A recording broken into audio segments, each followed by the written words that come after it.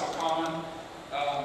Obviously, he had a career-long activity in steel research and application of codes. He was active in several ASE committees early on. I'm saying, does that really count for practice?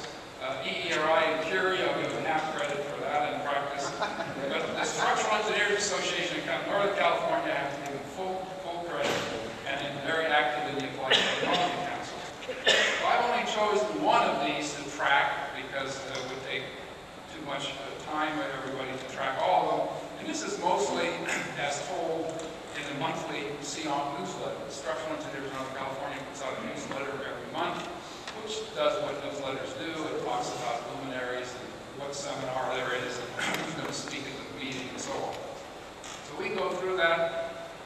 In 1975, Helmut became a member of SEON. Well, not really a member because you have to be a structural engineer to be a member, and very few academics are actual structural engineers, with a few exceptions. But there was always an argument. I remember at this early time, there was really an argument about whether you let somebody in or not. Is that person practical or not? And we were very provincial in those days, I remember. But anyway, Helmut got in, and here's the roster edition in the SEON newsletter in February 1975. In September of 75, he also appeared in the newsletter as giving a lecture for, I don't know, I said 4 hours. Make it more than 10 minutes.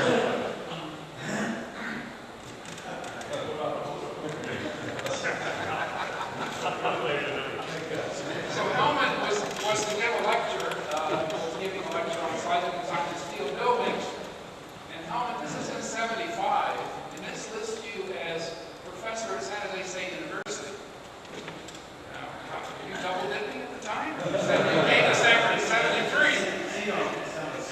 Oh, I see. Okay, well. Now, Helmut had always disliked coming to San Francisco. Maybe he likes to go there to eat dinner or something, but for any engineering reason, forget it. So he hardly ever came to the SEON meetings, but somehow, despite this severe dislike of traveling, he served as chair of the steel subcommittee for 5 years, from 80 to 85. And there he is, given appropriate credit. And interestingly enough, and I did this before I knew about all this Krawinkler stuff going to happen today, but one of the newsletters says that one of the big things to do in 83 was to work out the differences in philosophy between Southern and Northern California. And this gets really nasty because there's big differences you witness between 1.7 and 3 and other things. So Helmut, I'm sure you remember some of these meetings dealing with our Southern California friends. In 81, Helmut was a lecturer in steel construction at one of the SEON seminars. Basically was telling us about ATC3. I looked at ATC3, you weren't on any of the committees. You were just such an expert in steel that you were chosen to talk about what was going on in ATC3 under steel construction. And there is his lecture notes. I'm a keeper of many things, as you can tell. In 85, we had a seminar.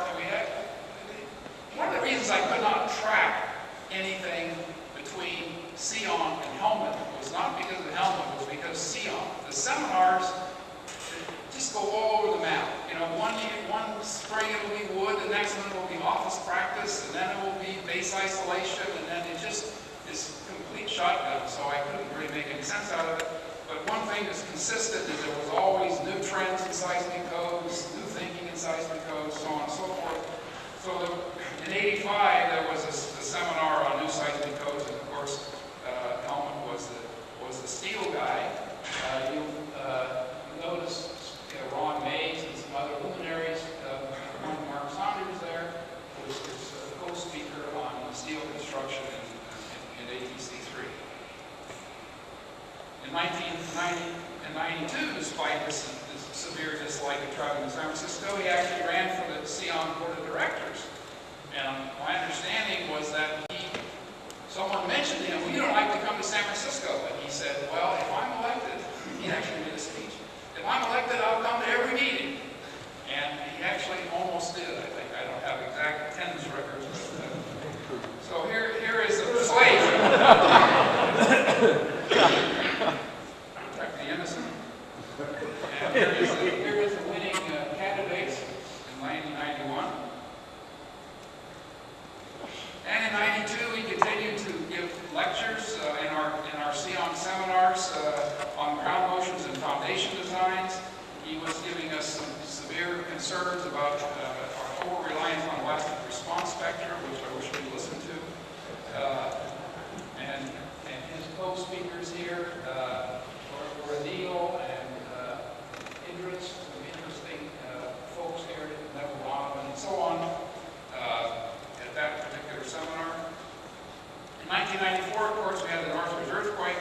Helmut and I were actually co-chairs of the EERI Buildings Reconnaissance Group, and so we did spend some amount of time together, both in Northridge and up here after trying to put the preliminary report together. I remember Helmut was pretty passionate about the damage, and he had a friend that he told me about that he was a co-student at Berkeley, but he said this guy was smart, he went into development. And so he owned several buildings in LA, one of which got hammered. And I remember he took me over and showed it to me, and he was very upset about the damage. But unbeknownst to me, his partner for EERI, all of a sudden I pick up the March Sion newsletter, and here's this huge 4-page article by Helmut talking about preliminary observations and thoughts of building damage in the January 17th earthquake.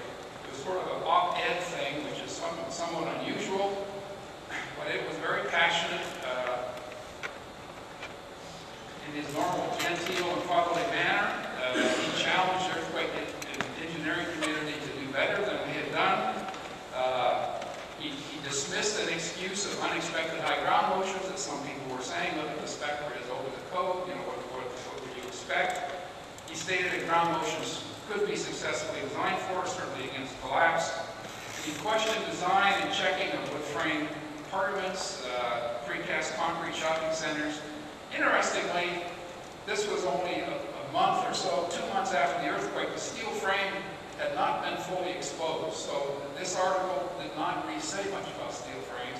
It said, well, there's a couple of fractures here and there. But certainly the extent of the issue has not come up yet. Matter of fact, he questioned so many things that I think he set a record for question marks in one call. How many questions he got in. I couldn't answer all those. He didn't ask me. So continuing on the March newsletter, he stated that we still don't have adequate knowledge, and the reason I say that is because in those days there was some talk that the earthquake community had researched the hell out of everything, and we knew everything, and NSF was going to be putting more money in earthquake research, or not very much money. So there was a growing concern that we proved to people that we actually didn't know everything, and I think Northridge helped us do that. We need to improve design and construction codes, code compliance, communication between architect and engineer, and education. And when I finished reading this just the other night, I said, phew, it was a real, passionate article, and I think it got a lot of people's attention. So in '94, continuing, he was a speaker at the fall seminar on the developing art of site engineering, yet another twist on the same subject. And this one was on static pushover analysis. This was on the early days of ATC 33. And